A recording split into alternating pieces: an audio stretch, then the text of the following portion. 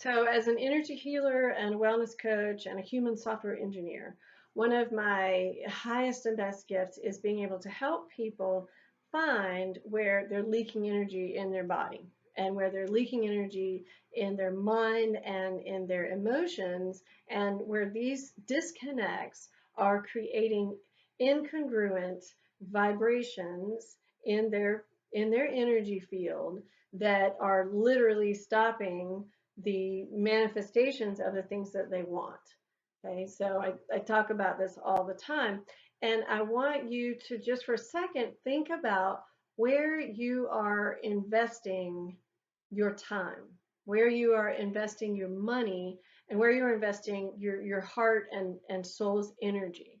So if you find that you feel depleted and you feel lonely and or you feel like you have no purpose or you feel disconnected in any way, it more than likely means that you are not investing your energy, your time, and your focus on a regular basis into you. So if your relationships are chronically reflecting back to you feelings of being left and being abandoned and that sort of thing, that means you have a vibrational pattern of leaving yourself, of literally abandoning yourself, abandoning your goals, abandoning the things that are important to you and that make you authentic to yourself and that make your energies congruent. You are abandoning those for what is important to somebody else. And so you've switched off focusing on you and you've switched on to focusing on someone else. And that is not a sustainable energy pattern for you or anybody else on the planet. And so you have to maintain your own body's energy and that flow, and you have to connect with source. Doesn't mean you have to be alone all the time or that you have to become a really selfish, perfect person and only focus on yourself. But if you find that you are always tired and always feeling depleted, it means that somehow, somewhere, you're not being true to who you really are, and you're not investing that time, money, and energy into you.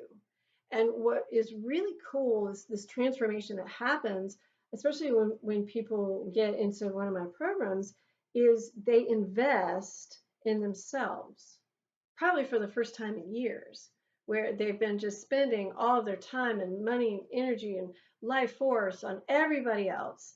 And they've wound up extremely unhappy, unhealthy, with a body that is not what they want, with a financial situation that is sad and depressing, and so forth. And once they make that decision to finally stop the madness and invest in themselves, every single thing has no choice but to change. And the funny thing is sometimes we get really afraid. We're like, well, I can't afford that. Like I can't afford that program or I'm not worth that. But the funny thing is like the only reason that you think that is because that's been your habit of doing that. And what it's gotten you is crap. What it's gotten you is sick. What it's gotten you is abandoned. What it's gotten you is feeling horrible about yourself. But the minute that you make the decision to invest in yourself, that's it. That's the magic. And the funny thing is, I've done a ton of work with people where I've done it for free and I simply help them out of the goodness of my heart. The funny thing is, they usually don't have any kind of transformation that is big or noteworthy. And even if they do, they don't give the credit to themselves because they didn't invest in it.